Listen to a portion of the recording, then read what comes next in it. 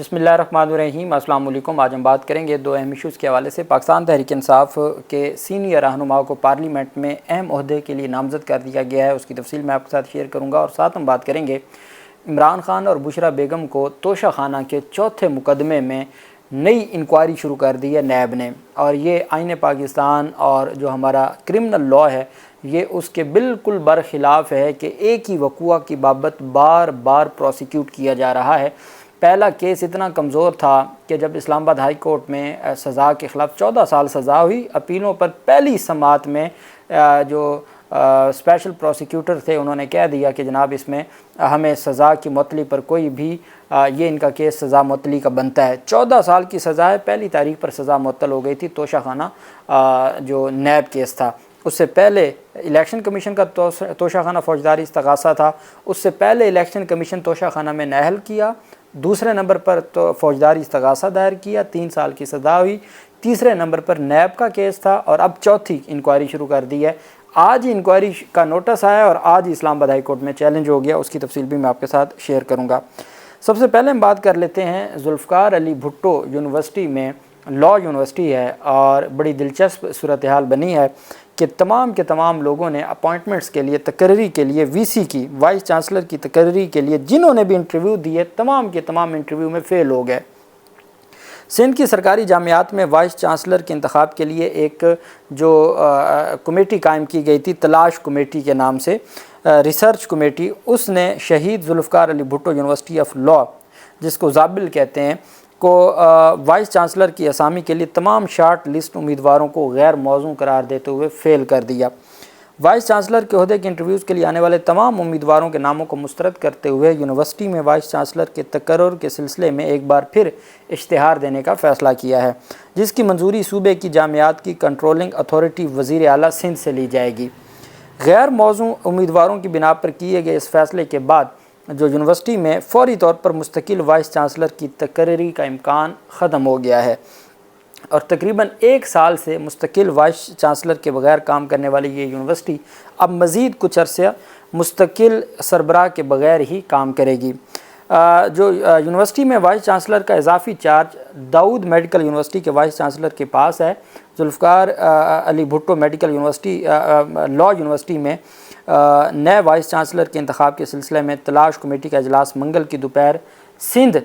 HEC کے دفتر میں تلاش کمیٹی کے کنوینر اور chairman Sindh higher education commission doctor Tariq Rafi کی زیر صدارت منعقد ہوا۔ اجلاس میں 9 شارٹ لسٹ امیدواروں کے انٹرویوز لیے گئے۔ امیدواروں میں سابق pro vice chancellor Sindh university professor نبی بخش،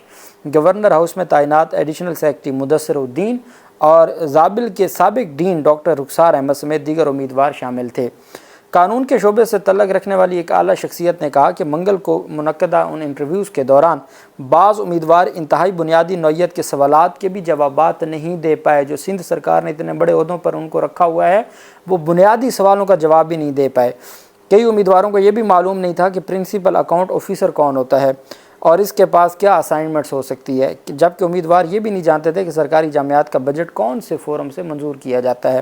بتایا جا رہا ہے کہ صرف ایک امیدوار انٹرویو میں بہتر کارکردگی اور کچھ حد تک اپنی اہلیت ثابت کر سکے۔ تاہم تلاش کمیٹی کے ایکٹ کے مطابق کمیٹی اس بات کی پابند ہے کہ وزیر اعلیٰ سندھ کو 3 ناموں پر مشتمل پینل بھجوائے، اور منگل کو منعقدہ انٹرویو میں کمیٹی 9 امیدواروں میں سے کسی بھی 3 افراد کو موزوں امیدواروں کے طور پر مشخص نہ کر سکی۔ لہٰذا فیصلہ کیا گیا کہ اس صورتحال کو سمری کے ذریعے محکمہ یونیورسٹیز اینڈ بورڈز وزیر اعلیٰ سندھ کو آگاہ کرتے ہوئے نئے اشتہار کی منظوری لے گا، اور اس جو جسٹس ریٹائرڈ ضیاء پرویز اور جسٹس ریٹائر ندیم اظہر بطور کوآپٹیڈ ممبر کے طور پر شریک ہوئے۔ یہ اجلاس ہوا، یہ سندھ کی ایک لا یونیورسٹی کی حالت ہے، اور وہاں 9 لوگ آئے تھے، اور وہ تمام کوئی سابق پروفیسر ہے، کوئی ڈین ہے، کوئی کسی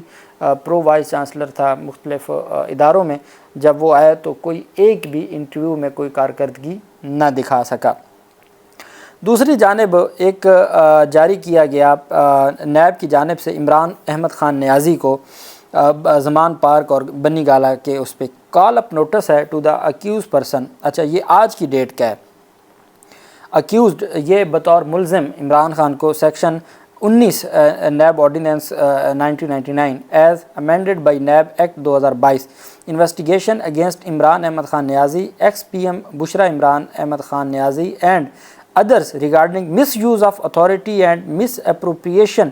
illegal sale of gifted state assets کہ جو اسٹیٹ ایسٹس تھے توشہ خانہ کے ان کو غیر قانونی طور پر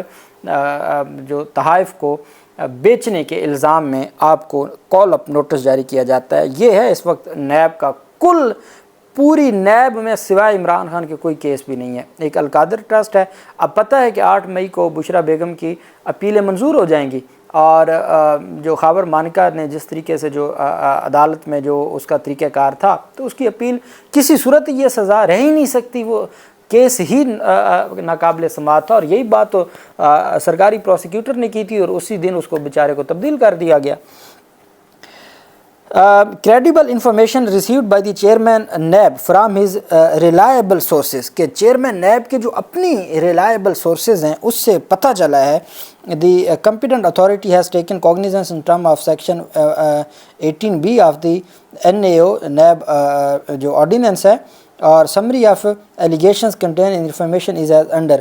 illegal sale of gift state items کہ جی الزام یہ ہے کہ آپ نے غیر قانونی طور پر ان کو بیچا۔ In view thereof, take this notice to accused with direction to appear in person before combined investigation team CIT Rawalpindi اسلام آباد سیوک سینٹر G6 اسلام آباد 11 بجے 16 اپریل 2024 کو۔ اچھا یہ اب 16 اپریل کی، اب آپ دیکھیں کہ پرانا نوٹس تھا جو اب سامنے آ رہا ہے، 16 اپریل اس کے اوپر لکھا ہوا ہے۔ اچھا جی، to join the investigation it is made clear that in case of non compliance of direction contained in this notice the authority may adopt measures against you کہ اگر آپ نہیں پیش ہوتے تو آپ کے خلاف ایکشن لیا جائے گا۔ اچھا اب انہوں نے کیا کیا کہ انہوں نے ایک نوٹس نکال کے رکھا ہوا تھا، کہ بشرا بیگم اگر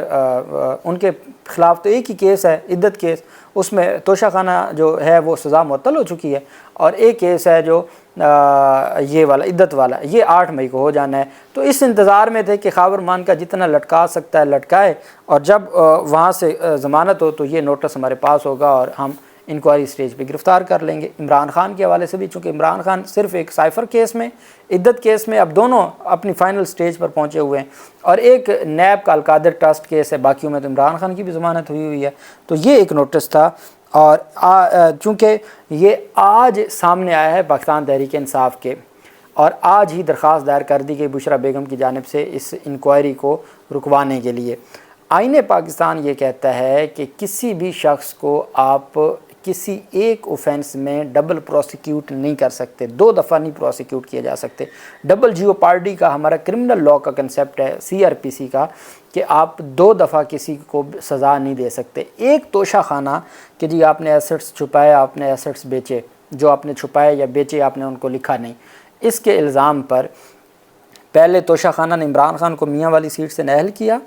دوسرے نمبر پر استغاثہ دائر کیا، 3 سال کی سزا ہوئی، تیسرے نمبر پر عمران خان کو نیب نے توشہ خانہ ریفرنس فائل کیا، نیب کے ریفرنس میں 14 سال کی سزا ہوئی، پہلے دن معطل ہو گئی۔ اب یہ چوتھا ایک ہی وقوعہ کی بابت توشہ خانہ گفٹ اسٹیٹ کے گفٹ ہیں اور یہ سارا کچھ، اور اب اس کو سماعت کے لیے اس کو چیلنج کیا، جس کو کل سماعت کے لیے مقرر کر دیا گیا ہے۔ عمران خان کی اہلیہ بشرا بیگم نے توشہ خانہ سے متعلق جو نیب کی نئی انکوائری میں طلبی نوٹس ہے اس کے خلاف درخواست دائر کی ہے، جس کو کل سماعت کے لیے مقرر کر دیا گیا۔ چیف جسٹس عامر فاروق صاحب اور طارق محمود جہانگیری صاحب 2 رکنی بینچ سماعت کرے گا۔ اپیل میں chairman NAB, deputy director NAB اور سپرنٹینڈنٹ اڈیالہ جیل کو فریق بنایا گیا ہے۔ آج ہی سابقہ خاتون اول نے توشہ خانہ سے متعلق نیب کی نئی انکوائری میں طلبی کا نوٹس اسلام آباد ہائی کورٹ میں چیلنج کیا، اور بشرا بی بی نے نیب طلبی کا نوٹس بیرسٹر سلمان صفدر کے ذریعے چیلنج کیا۔ انہوں نے درخواست میں پٹیشن کے فیصلے تک نیب کال اپ نوٹس معطل کرنے کی بھی استدعا کی ہے۔ اب یہ انتہائی ایک اہم ہے، اور مجھے امید ہے طارق محمود جہانگیری صاحب اس معاملے کے اوپر کہ ایک ہی وقوعہ کی بابت دوبارہ کیسے انکوائری کی جا سکتی ہے۔ اور دلچسپ بات یہ ہے کہ اسی بینچ کے سامنے پہلی تاریخ پر بیان دے دیا اسپیشل پروسیکیوٹر امجد پرویز صاحب نے نیب کے کہ جی توشہ خانہ میں ان کی سزا معطلی بنتی ہے۔ یہ وہ کیس ہے جس میں جرا کا رائٹ ختم کر دیا تھا، اب نیا اسی پہ ایک، اور وہ بھی پرانی تاریخوں پر پڑا تھا، اور روز عدالتوں میں پیش ہوتے ہیں. اگر پی ٹی آئی کے پاس یہ پہلے نوٹس ہوتا تو وہ چیلنج نہ کر دیتے، ان کو تو ان کے سامنے ہی آ جایا ہے. اب دیکھتے ہیں کہ کل اسلام آباد ہائی کورٹ اگر اس کو معطل کر دے تو پھر بشریٰ بیگم کے لیے رہائی کے امکانات روشن ہو جائیں گے. اگر اس پہ پہلے نوٹس جاری ہوا اور پھر جس طریقے سے امجد پرویز صاحب ان کے وکیل ہیں اور وہ تاریخیں لینے کے ماہر ہیں تو وہ پھر یہ معاملہ چلتا رہے گا. دوسری طرف پاکستان تحریک انصاف کے سربراہ عمران خان نے بیرسٹر علی ظفر صاحب کو سینٹ میں اپنا پارلیمانی لیڈر نامزد کر دیا ہے، اور باقاعدہ طور پر یوسف رضا گیلانی جو چیئرمین ہیں سینٹ کے، ان کو درخواست دے دی گئی ہے. بیرسٹر گوہر نے چیئرمین سینٹ سے بیرسٹر علی ظفر صاحب کی بطور پارلیمانی رہنما تقرری کے نوٹیفیکیشن کے اجراء کی بھی سفارش کی ہے. بیرسٹر علی ظفر صاحب ایک بڑا نام ہے، اور آپ نے سنا ہوگا، میں اکثر آپ کو مختلف کیسز میں بتاتا رہا، لیکن جب بلے کے نشان سے متعلق آرگومنٹس انہوں نے کیے تھے، لائیو سماعتی جو ہم نے آپ کو دکھائی تھی، اس دن جو ان کے آرگومنٹس تھے، کمال شخصیت ہیں اور انتہائی نفیس، اور اپنے کام انتہائی پروفیشنل ہیں، اپنے کام سے کام رکھتے ہیں، اور یہ وہ تاریخوں والے وکیل نہیں ہیں، یہ ٹو دا پوائنٹ جیسے سلمان اکرم راجہ صاحب ہیں اور اس طرح کے، یہ ایک کیلیبر کا ایک ان کا ہے. تو اب پاکستان تحریک انصاف کے سربراہ عمران خان نے ان کو سینٹ میں پارلیمانی لیڈر نامزد کر دیا ہے، اپوزیشن لیڈر شبلی فراز کو اور پارلیمانی لیڈر بیرسٹر علی ظفر صاحب کو، اور باقاعدہ طور پر درخواست دے دی گئی ہے اور نوٹیفیکیشن کی سفارش بھی کی ہے چیئرمین بیرسٹر گوہر علی خان نے کہ جی نوٹیفیکیشن جاری کیا جائے چیئرمین سینٹ سے. اللہ پاک پاکستان کا حامی و ناصر ہو. بہت شکریہ. اللہ حافظ. پاکستان زندہ باد.